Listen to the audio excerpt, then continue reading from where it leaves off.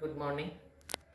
पिछली कई क्लासेस में मैंने आपको प्राइस लाइन और तटस्थ वक्र के बारे में बताया और equilibrium point of the consumer बताया। इस टॉपिक को समझना बहुत ज़रूरी है और अभी आपको समझ में आया है नहीं, मैं आपको पहले भी बता चुकी हूँ। अगर नहीं समझ में आता है तो मैंने आपको मेरा फ़ोन नंबर दिया हुआ है, आप उस पर कॉन्टैक्ट कर सकते हो, क्योंकि 3 तरह के प्रभाव होते हैं। मैंने आपको बताया, अपन देख चुके हैं इनकम इफेक्ट, ये तीनों आपके इम्पॉर्टेंट हैं। इनकम इफेक्ट मैं आपको कई दिनों से पढ़ा चुकी हूँ। दूसरा सब्स्टिट्यूशन इफेक्ट,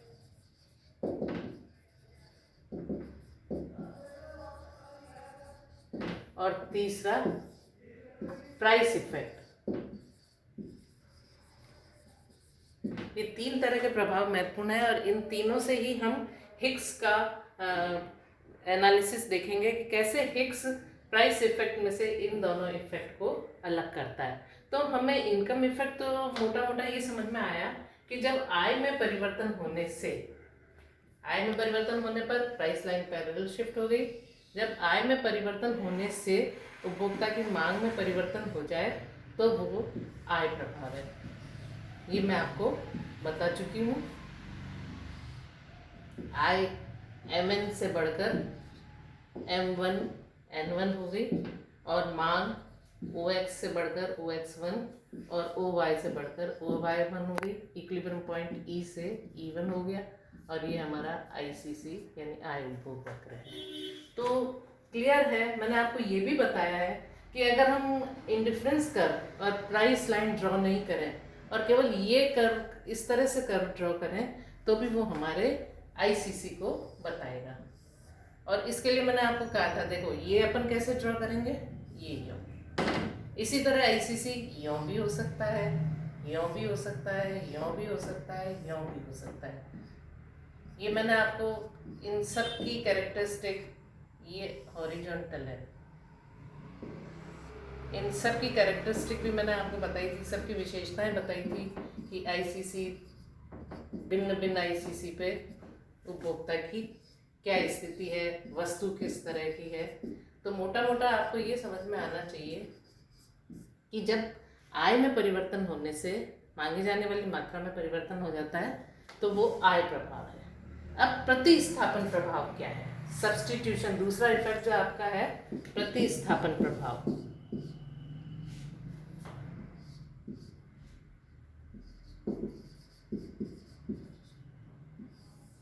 प्रतिस्थापन का मतलब है एक ही जगह दूसरी स्थापित हो जाना, है ना। प्रतिस्थापन प्रभाव में भी हम देखेंगे कि कैसे स्थिति परिवर्तित होती है। Y वस्तु है और ये X वस्तु है, ये हमारी प्राइस लाइन mn है। अब मान लीजिए X वस्तु सस्ती हो जाती है तो उपभोक्ता क्या करेगा? X वस्तु की अधिक, ये आपका ओरिजिनल, या ये मैं आपको बाद में बताऊंगी, ये इस पर उपभोक्ता संतुलन पे होगा। अब मान लीजिए X वस्तु सस्ती हो जाती है तो नई कीमत रेखा जो कि mn थी, X वस्तु सस्ती हो गई ना, तो हमारी कीमत रेखा ऊपर की तरफ शिफ्ट हो गई, n से n1 हो गई, m-n1, ये हमारी नई कीमत रेखा हो गई। तो प्रतिस्थापन प्रभाव क्या कहता है कि मान लीजिए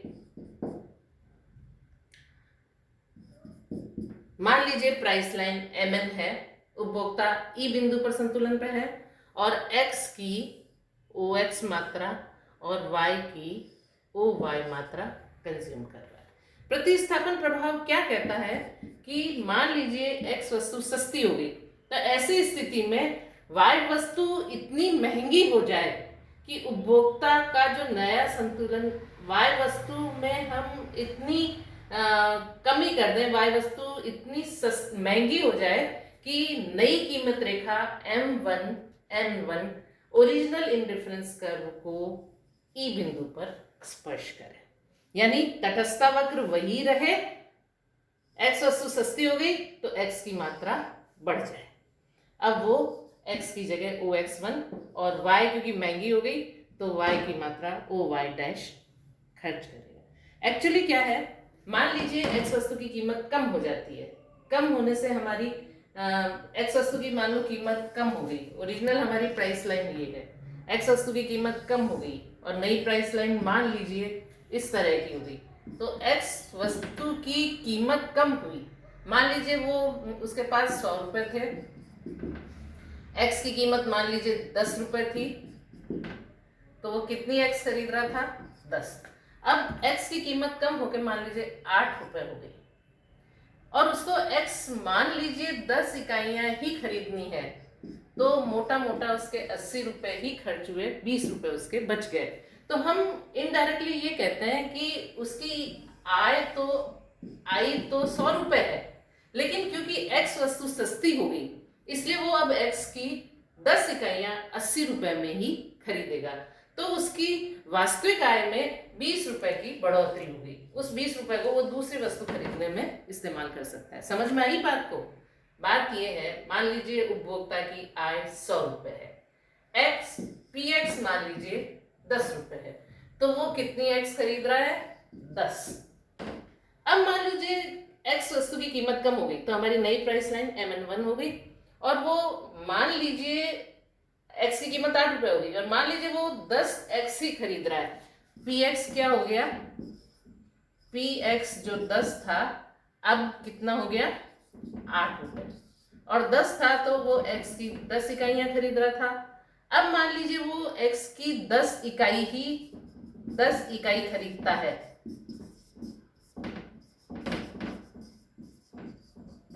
तो उसके 10 इंटू 8 80 रुपए ही खर्च होंगे। तो हम ये कहेंगे कि हालांकि उसकी मौद्रिक आय बढ़ी नहीं, लेकिन उसकी वास्तविक आय में 20 रुपए की बढ़ोतरी हो गई। मौद्रिक आय तो वही है, उसकी आय तो 100 रुपये है, मुद्रा के रूप में उसको 100 रुपये मिल रहा है, लेकिन क्योंकि एक्स सस्ती हो गई तो उसका मोटा मोटा 20 रुपया कम हो गया। तो हम ये कहते हैं कि अगर एक्स वस्तु सस्ती होती है तो वाई वस्तु इतनी महंगी हो जाए कि वो ओरिजिनल इंडिफरेंस कर्व को ही कहीं पर स्पर्श करे। पहले तो हमने y में इतनी कमी, y की मात्रा कीमत में इतनी वृद्धि कर दी, कीमत कितनी बढ़ी, y की mm डैश, y की कीमत में वृद्धि, ताकि वो ओरिजिनल इंडिफरेंस कर्व को, ओरिजिनल इंडिफरेंस कर्व कौन सा था, IC1, उसको कहीं स्पर्श करे। नई प्राइस लाइन M-N1 पुराने इंडिफरेंस कर्व को अब E1 पर स्पर्श कर रहा है, पहले E पर स्पर्श कर रहा था। तो E से E1 को जाना प्रतिस्थापन प्रभाव है। प्रतिस्थापन प्रभाव क्या हो गया, सब्स्टिट्यूशन इफेक्ट,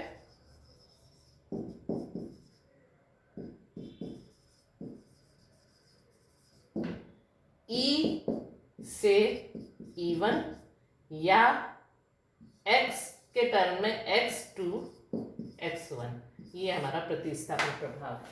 यानी x सस्ती होने पर अब हम y में, y हमारी इतनी महंगी हो जाए कि वो नई जो प्राइस लाइन M-N1 है वो पुराने ओरिजिनल इंडिफरेंस कर्व को कहीं पर स्पर्श करे। तो E से E1 को जाना हमारा प्रतिस्थापन प्रभाव है। इस डायग्राम को आप और अच्छे तरह से ड्रॉ कर सकते हैं। आप क्या करो, कैसे ड्रॉ करेंगे हम साफ सुथरा, आप क्या करो, पहले MN प्राइस लाइन ड्रॉ कर दो, ठीक है, और फिर इंडिफरेंस कर्व बना लो।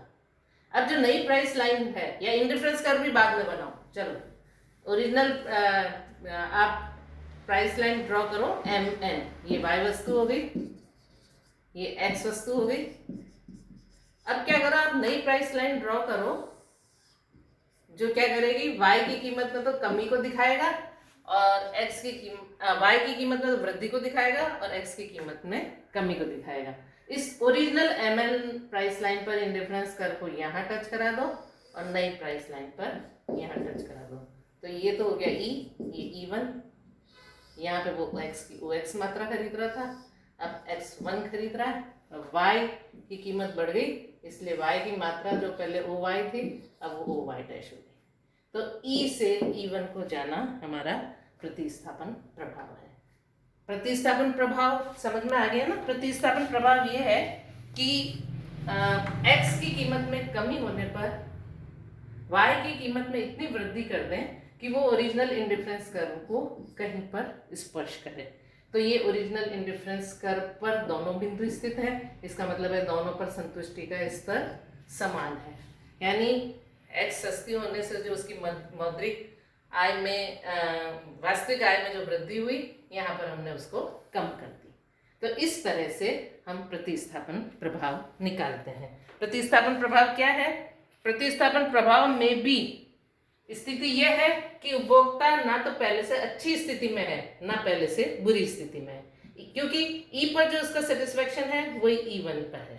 मैंने आपको बताया था एक इंडिफरेंस कर्व के डिफरेंट पॉइंट्स संतुष्टि के समान स्तर को बताता है, इसलिए x सस्ती होने पर y इतनी महंगी हो जाए कि वो ओरिजिनल इंडिफरेंस कर्व को टच करे, तो ओरिजिनल इंडिफरेंस कर्व पर स्थित दोनों बिंदु समान संतुष्टि के स्तर को बताएंगे। इसका मतलब है कि उपभोक्ता ना तो इस बिंदु पर बेटर है ना इस बिंदु पर बेटर है, क्योंकि दोनों पर संतुष्टि का स्तर समान है। ये हुआ हमारा प्रतिस्थापन प्रभाव। इंडिफरेंस का इनकम इफेक्ट में दो डायग्राम आप और समझ सकते हो। इनकम इफेक्ट और सब्स्टिट्यूशन इफेक्ट हो गया है। मैं आपको प्राइस इफेक्ट बताऊंगी, लेकिन प्राइस इफेक्ट से पहले इनकम इफेक्ट के हम दो डायग्राम और देख लेते हैं। एक डायग्राम यों है, आईसीसी अगर यों है तो क्या स्थिति है, और आईसीसी अगर यों है तो क्या स्थिति है। यहाँ y वस्तु है, यहाँ x वस्तु है, यहाँ भी y वस्तु है और इधर x वस्तु है।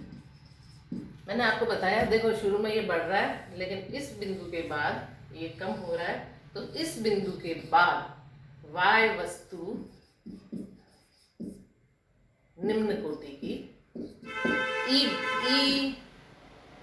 यो लिखो, ई बिंदु के बाद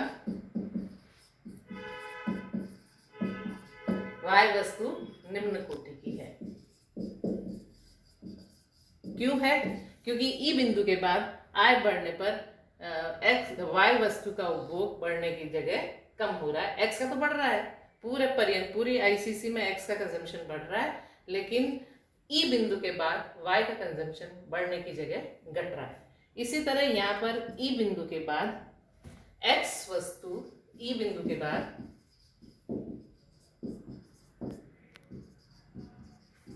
आय बढ़ने पर